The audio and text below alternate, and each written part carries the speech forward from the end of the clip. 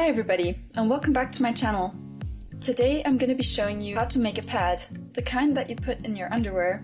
Usually we buy ones from the supermarket, but you have to buy so many and it kind of gets annoying, creates a lot of trash as well. It's not reusable. So in this tutorial I would like to show you how to create pads which actually are reusable, and we're going to make them out of fabrics. What I want to talk to you about first is the fabrics themselves. Here I have a cotton, a very light cotton, which you can see right here. It's really light and it's quite see-through as well. If I put my finger here you might see it, you see. This is what I'm going to be using as my topping, or rather my topper. So basically the fabric that goes on top of my pad. Here's a demonstration. This is kind of what it will be like. There are different kinds of toppers, but what you can use is basically anything that you have in your house. This includes t-shirts that you may not be using anymore, or anything really, any kind of cotton material, clothes that you don't wear anymore. Perhaps some kind of dish towel, anything really. Anyway, next you need some kind of absorbent material. So what I have here is just basically some normal microfiber cloth. Nothing special. You can also use terry cloth towel or any kind of other towel. There's also something called Zorb, and Zorb is, as the name already makes it sound like, it's very absorbent. Definitely something that is really good to have in your pad if you want to have a thinner pad that is still super absorbent. So this would be like a period pad. And lastly, fleece. So this is not really a category of materials, but rather one material which I find is really good for pad making. And this is fleece, as I already mentioned. This is really good for waterproofing your things. This particular fleece that I have is waterproof on one side, and on the other side it's really nice and fluffy. The camera should be picking this up. Probably. Anyway, fleece is going to be your backer. That means this is going to be going on the back of your pad. It'll stop any kind of liquid flowing down.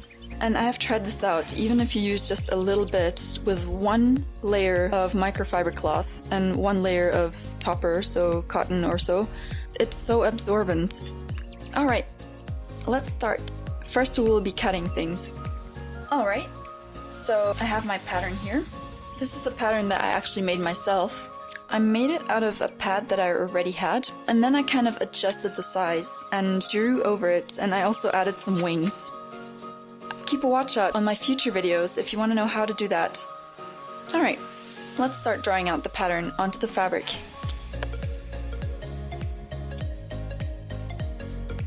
So first we're going to be starting out with our cotton, which is going to be the topper. Of this layer, we're going to need one piece, and it'll be this pattern. Also, if you're using a fabric piece that has a pattern on it, then you may want to have the pattern on the fabric facing the way that you want it to be. So for example, I want these whales to be in an upward position so that I can actually see them properly and they're not upside down, if you know what I mean. Okay, let's start. One thing that you should make sure of is to leave seam allowance. And I don't draw on the seam allowance, but I do always leave a little gap, kind of like so, for the seam allowance on either side. And I make sure that each side of the actual pattern has this kind of a seam allowance. One thing that I want to talk about as well is that the pen that you're using is actually something that you can erase. Otherwise, I have also been using another pen, which I can show you. Here's the other kind of pen that I've used, which is just some kind of a marker pen. In my experience, I have used this on all kinds of sewing projects and it actually hasn't stained or stayed on the actual fabric. I have always been able to wash this out, so tip maybe. Alright, draw right along the pattern. Make sure you hold the pattern tight when you do this. It doesn't have to be exact, it just has to be an outline. Alright, so here we go. You can barely see it on the camera. But now we have drawn an outline to our pattern. Alright, so this is our first pattern. We're gonna cut this out now. Don't forget to leave your seam allowance. Also, the cutting really doesn't have to be exact, because later on we're actually going to be cutting a ton of fabric off the sides. just make sure it's enough seam allowance so that your project will be able to be sewn without problems. Alright, so here's our first piece. Yay!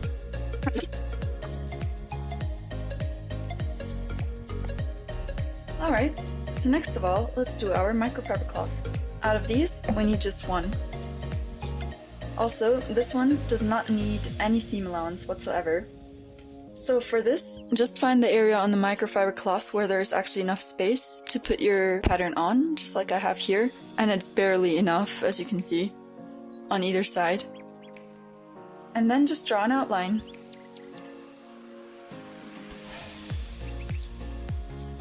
Alright, here we go.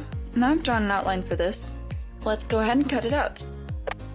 I should probably tell you that if you're cutting out microfiber cloth, you really need a space for all the hairs and little bits that are gonna fly off of it, and it's gonna be a lot.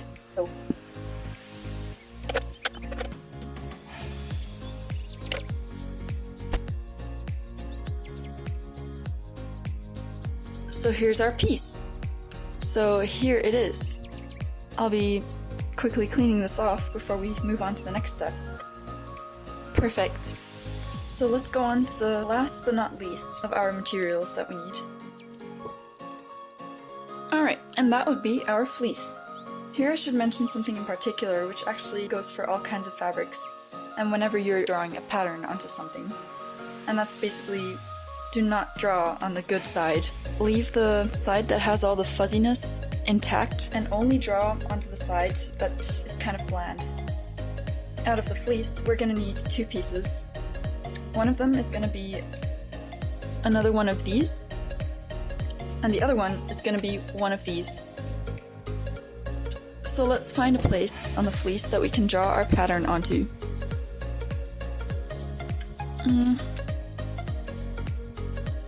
Wow. Okay, so this one fits on just exactly. Let's draw this on.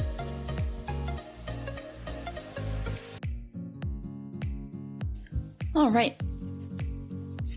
And we have drawn it on. Here it is. Let's go on and cut it out. Also, here are some kind of pinking shears. So these are basically scissors that are meant for cutting fabric, and what they do is they cut your fabric in a way that it doesn't keep fraying. So this is probably especially good if you're cutting something like microfiber cloth, even though that's gonna fray and pill no matter what you do. But they actually help quite a bit.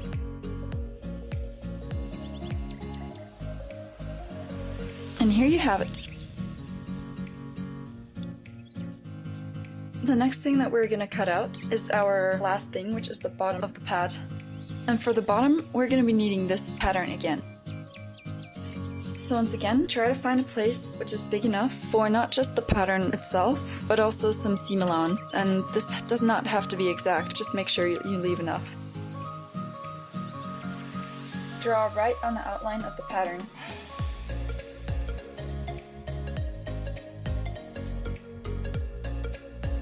And we're done. Time to cut it out. So you can see I'm leaving a good amount of seam allowance before I'm cutting out.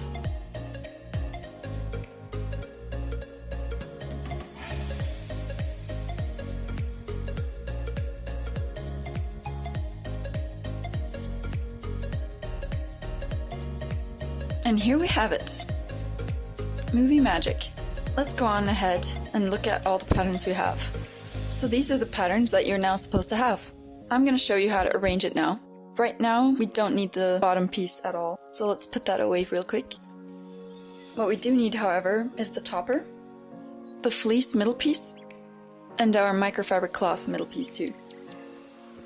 Have the wrong side of the topper facing upwards, and then place the right side of the microfiber cloth down onto the topper. Make sure that it's placed in the middle, that each of these spaces have equal amount of space around, on the bottom as well as also on the top. Now we're going to place the microfiber cloth on top of the fleece, and it doesn't actually matter which side you face anywhere, so just place this on top. The reason it does matter with the fleece is because the fleece will actually absorb liquid, and therefore it's better to have the fuzzy side facing upwards. Now we are going to be pinning this in place.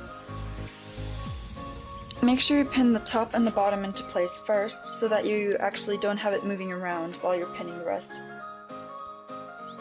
Now pin all along the edges. A good tip is basically to pin in the direction of your sewing machine. So basically the fabric will go this way. That means you could pin it in a way that you have an easier time pulling out the pins. I'm gonna be pinning on one edge first, and then I'll be pinning on the other side as well, so that this definitely stays in place and I don't have to worry about it not being even.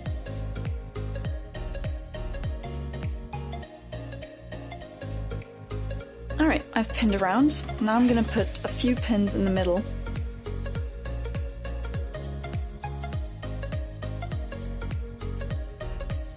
Alright, this is now all pinned up. It looks like someone threw confetti all over this piece. Now we're ready for sewing. When you begin sewing, it's always nice to hold these little threads that stick out on the end, which you should have underneath your presser foot, so that they don't get stuck and then you get loops.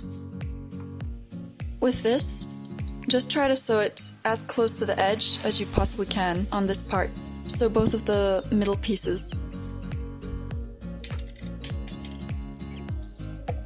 I'm gonna be removing one pin, and that way we can start sewing.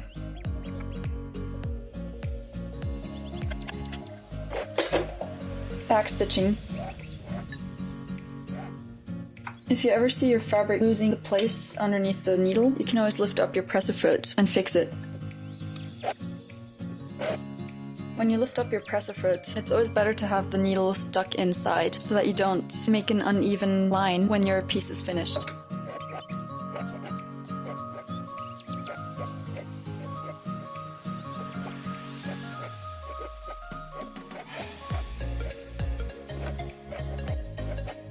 And we're nearing the end. And I'm gonna backstitch again a bit. Alright, turn the spool that is on that side. Right here is a spool, right there. Turn that around toward you, and that way you're gonna lift the needle, and then you can lift the presser foot and pull your work out. Cutting this off.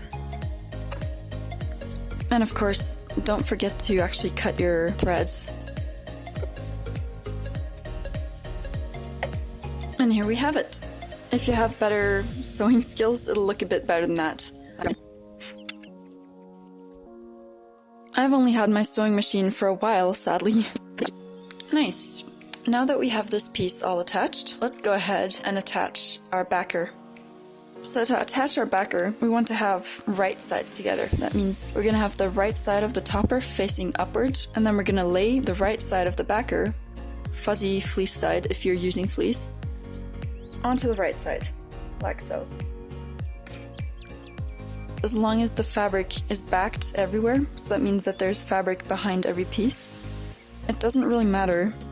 So here you can see that the lines go all the way through here, and there's fabric behind the lines, basically.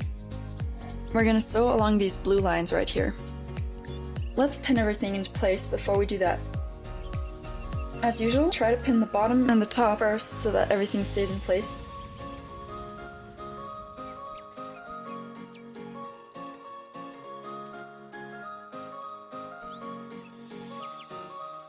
Alright, I have now finished pinning everything but this little area right here. And that is because here we're not gonna sew, we're gonna leave a tiny little area here. We can also mark this with pins and with a marker as well. So I'm just gonna put a pin here to show that this area is a place that we're not gonna sew in. I'm now gonna mark this area here. So basically right here and about right here. Make sure you leave a good little space.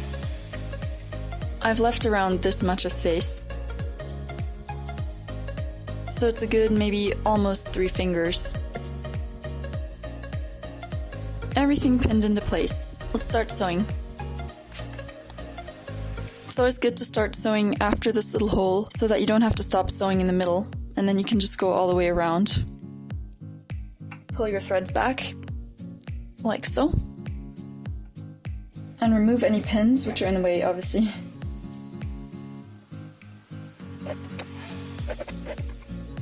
A little tip, when you're actually sewing and you want to pass a corner, a good thing that you can do, stop when the needle has entered the fabric again. That way you can basically lift up your presser foot and turn your work without being scared of actually missing your line where you were already sewing.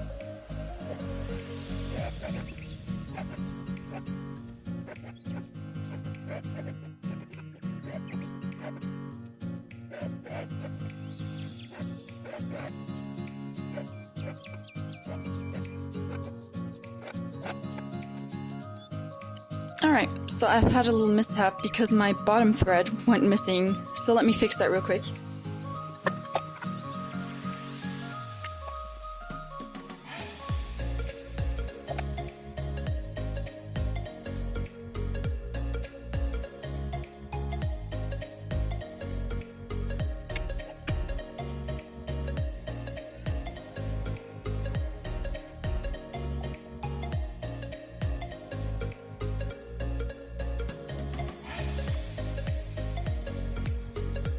Alright, and we are back. I'm just gonna finish this right here until we get to this hole, and then we'll continue.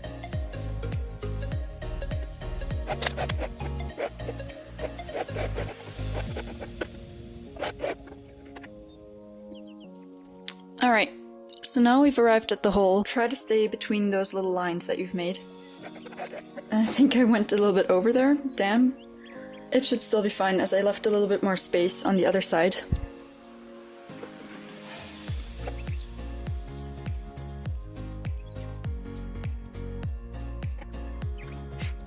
Alright, we have now gone over the whole perimeter of this pattern, and I've left a hole open right here. Now it's time to cut all of the excess fabric off that is all around these lines right here. Let's start by cutting by that little hole opening. Here, we don't want to cut everything away since we're going to need a little bit of fabric to close it up again later. So here we're going to cut maybe that much of a line into it. And then on the other side we're going to do the same. So about a line like that, so just like that should be fine. And now we're going to cut all around here as close as possible. As close as possible without actually cutting through your stitches, of course.